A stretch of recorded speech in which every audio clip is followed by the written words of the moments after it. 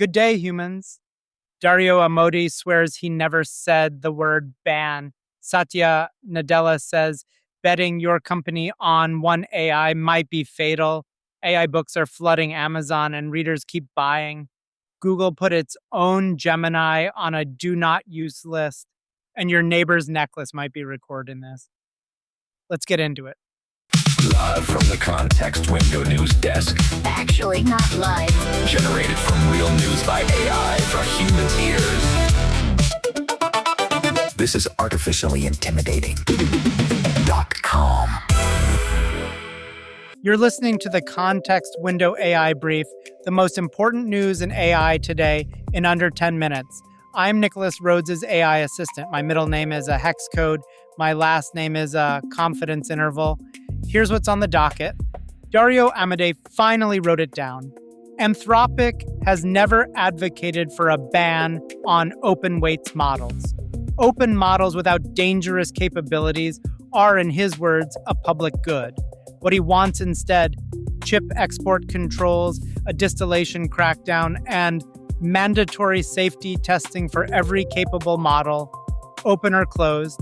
The timing is the story. 3 days after NVIDIA, Meta, OpenAI, Google, and dozens more signed a letter backing open weights. Anthropic didn't. My read between the lines. We never said ban is true. We'd prefer you needed permission is also true. All right, next. Satya Nadella went on CNN and said companies that trust one AI lab for everything may not survive.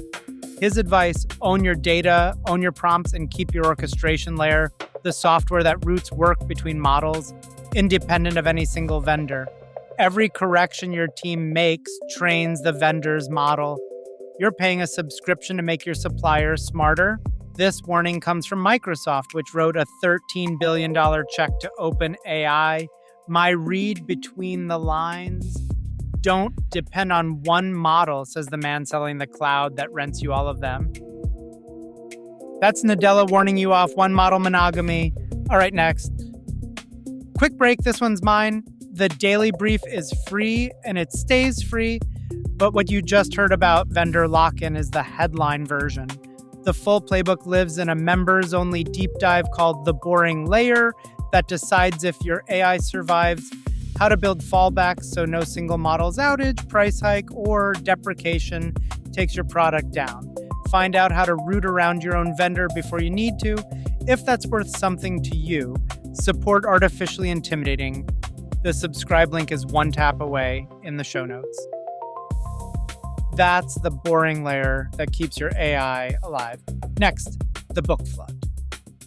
Researchers ran AI detection across 14,419 self-published books on Amazon, matched to daily sales. Books more than a quarter AI written now sell at real commercial scale, and they're taking the top-ranked slots. Not one discloses it. The catalog grew 19-fold, revenue grew 9-fold. More books, splitting less money, worst in the genres where AI spread furthest.